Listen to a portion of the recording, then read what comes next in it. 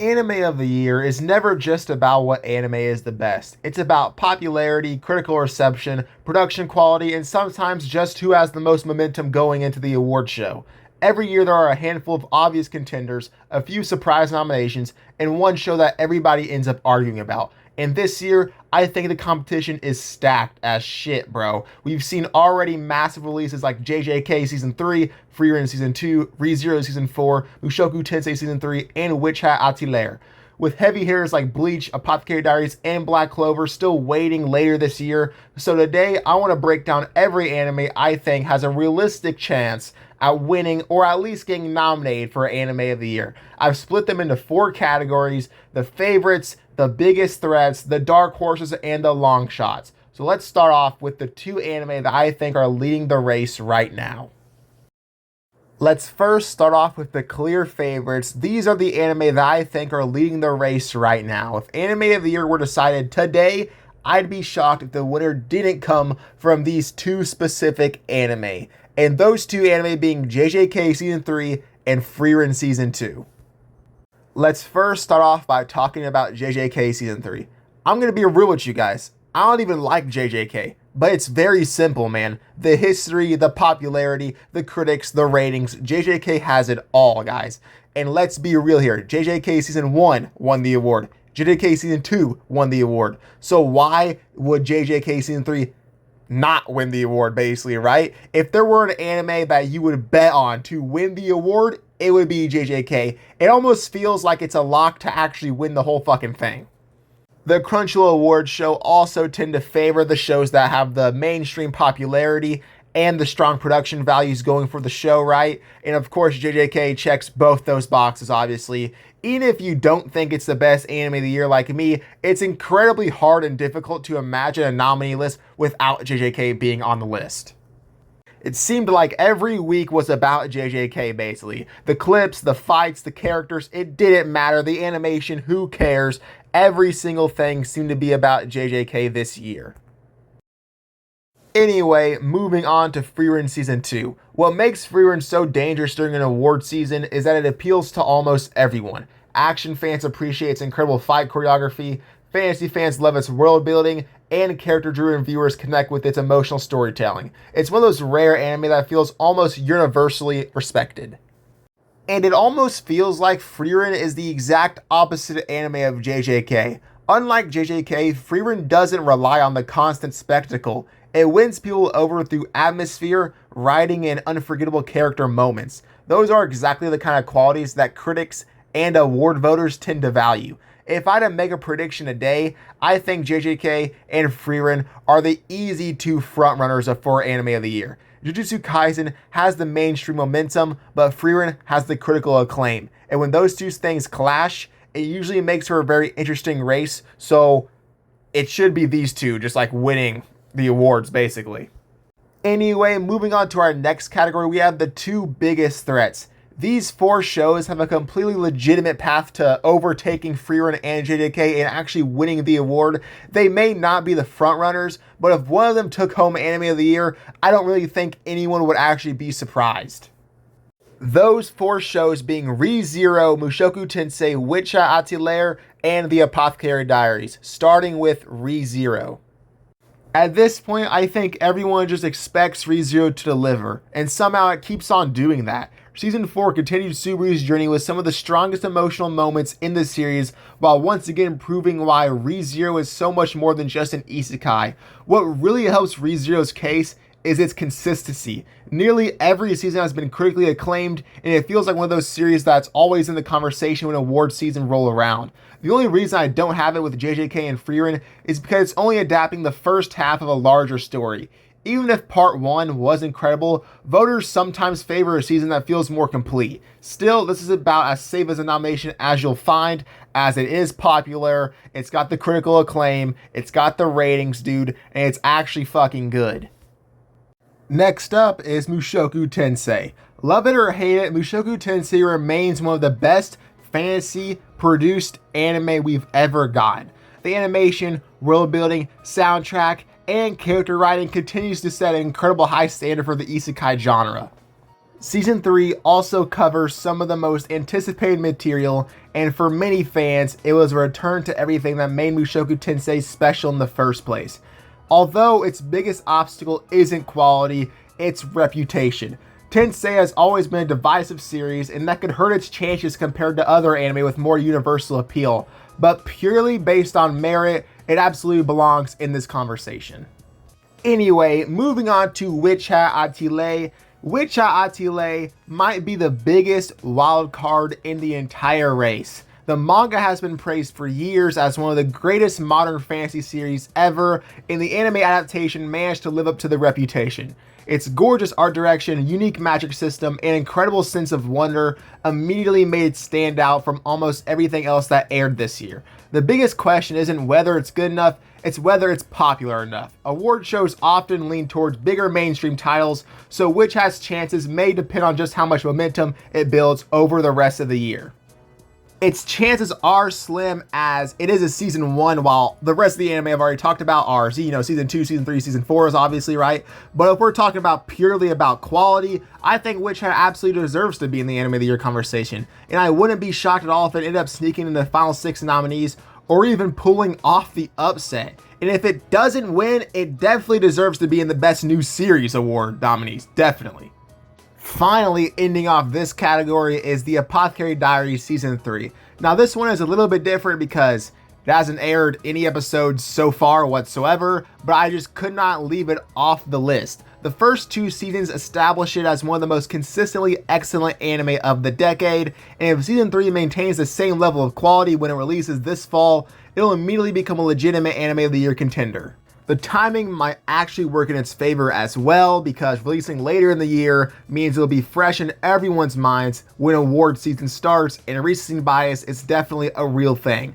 For now, it's impossible to rank it any higher without actually seeing any of the episodes, but based on everything we've seen so far from the series, I'd be surprised if it wasn't in the conversation by the end of the year. Anyway, moving on to our next category, we have the Dark Horses. These anime have a real chance to sneak into the conversation as a nominee or a potential winner. They probably aren't the favorites, but they've got enough going for them to make some noise at minimum. The 3 anime in this category are JoJo Steel Ball Run, Bleach Part 4, and Oshi no Ko Season 3, starting off with JoJo Steel Ball Run. For years, manga readers have called Steel Ball Run not only the best part of JoJo's, but one of the greatest manga ever written, and its ratings do back that up. So naturally, expectations for the anime adaptation were through the roof. And if David Production delivers on those expectations, this could very quickly go from a dark horse to a legitimate favorite. The biggest issue with Steel Ball Run isn't quality, it's timing. Depending on how much of the series airs before the eligibility cutoff, it could miss this year's awards entirely, or simply not have enough time to build the same momentum as some of the other contenders. But if enough episodes air and the adaptation lives up to the manga's reputation, don't be surprised if Steel Ball Run crashes the Anime of the Year conversation. Next up is Bleach Part 4. The 1,000-Year Blood War arc has been one of anime's greatest comeback stories. Every part has looked phenomenal, the anime has improved on the manga in several places, and it's reminded everyone why Bleach became one of the big 3 in the first place.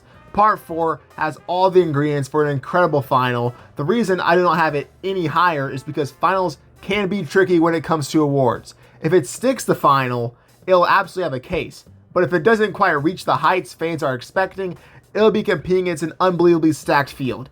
Either way, I think Bleach deserves to be in the discussion simply because it's fucking Bleach, man. I mean, Bleach is fucking Bleach, you know what I'm saying, dude?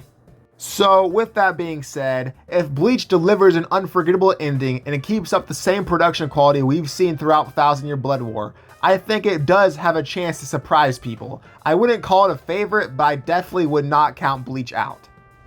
And finally, ending this category is Oshi no Ko Season 3. Season 1 of Oshi no Ko wasn't just successful, it became a cultural phenomenon. The premiere broke the internet, Idol dominated music charts around the world, and for months it felt like everyone was talking about Oshi no Ko. Since then, though, the hype has naturally settled down. That's not because Oshi no Ko has gotten worse. If anything, Oshi no Ko has continued to excel at what made it special in the first place. Compelling character drama, sharp commentary on the entertainment industry, and some of the best written emotional moments in modern anime.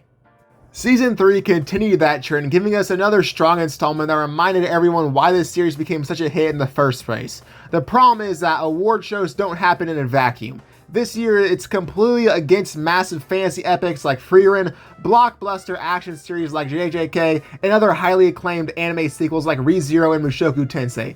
That's just an incredibly difficult field to break through. I think Oshi has a legitimate chance to earn a nomination because of its writing alone, but actually winning Anime of the Year feels like a much steeper climb. Still, if the judges prioritize storytelling over spectacle, don't be surprised if Oshi ends up making the final 6. Anyway, moving into our last category, we have the long shots. These are the biggest underdogs on the list. They would need just about everything to go right, but in a year this stacked, you can never completely count these 3 anime out. The 3 anime in this category are Black Clover, Slime, and Smoking Behind the Supermarket with You. Starting off with Black Clover Season 2. Out of every anime on this list, I honestly think Black Clover has one of the biggest opportunities to surprise people. The original anime ended back in 2021, and since then the manga has continued to build towards some of its biggest moments. That means Season 2 has the chance to return with better production, a stronger schedule, and some of the series' most anticipated arcs. On top of that, Black Clover has one of the most passionate fan bases in anime. If the comeback lives up to expectations, I could absolutely see it becoming one of the biggest talking points of the year. The problem is, we have not seen it yet, unfortunately. It's difficult to put a series any higher when we don't know exactly how the adaptation will turn out. If Studio Period knocks it out of the park, this could quickly move into contender territory, but until then, I think long shot is the safest place to put it. Moving on to That Time I Got Reincarnated as a Slime Season 4, Slime has quietly become one of the biggest isekai franchises in the world. Every season performs well, the fan base is massive, and Rimuru remains one of the genre's most popular protagonists. Season 4 continued to expand the world and political conflicts that have become the series' biggest strengths. But that's unfortunately also where its biggest weakness comes in. Slime has always been consistently good, but it's rarely the anime dominating every conversation. In a year featuring Frieren, JJK, and the better 2 isekais like Re:Zero and Mushoku Tensei, consistently good might not be enough. I wouldn't be surprised if Slime picked up nominations in other categories like Isekai of the Year, but when it comes to Anime of the Year, I think the competition is just too strong, but Slime deserves a pick as it is popular, its ratings are pretty good, and I mean, it is just overall good, so I think it deserves at least a mention. And finally, ending off this entire video is Smoking Behind the Supermarket with You. This might be my favorite sleeper pick on the entire list. This series is completely different from almost everything else we've talked about today. There are no massive battles, no world-ending stakes, and no flashy power systems. Instead, it's literally just about 2 people smoking behind the supermarket. If the anime captures the charm of the manga, I could easily see it becoming one of the year's biggest critical darlings. We've seen slower, character-focused series explode in popularity before, and sometimes those are exactly the kind of anime that resonate with award voters. The issue with the anime is its exposure. It's going up against some of the biggest franchises in anime history. That's an incredibly difficult challenge for any new romance or slice of life series, no matter how good it is. Still, I wanted to include it because I think it has the potential to be one of the year's biggest surprises, even if I don't expect it to walk away with Anime of the Year. Anyway, that is my breakdown of the biggest Anime of the Year contenders for 2027. If I had to make a prediction today, I still think this race comes down to JJK Season 3 and Frieren Season 2. JJK has the popularity, the spectacle, and one of the biggest fan bases in anime, while Frieren has the critical acclaim and the kind of storytelling that award shows tend to love. If you force me to pick a winner, I'd probably give the slight edge to Jujutsu Kaisen, but with heavy hitters like Bleach, the Apothecary Diaries, and Black Clover still to come later this year, there's plenty of time for the race to change. But now, I want to hear your thoughts. Which anime do you think is going to win the Anime of the Year? Is it one of the obvious favorites like JJK or Frieren? Or do you think a dark horse like Steel Ball Run or Hat Atelier is going to surprise everyone? If you enjoyed this video, make sure to leave a like and subscribe because I'll definitely be revisiting these predictions once all these anime have aired to see just how right or completely wrong I was. Thanks for watching. I'll see all of you guys in the next video. Peace.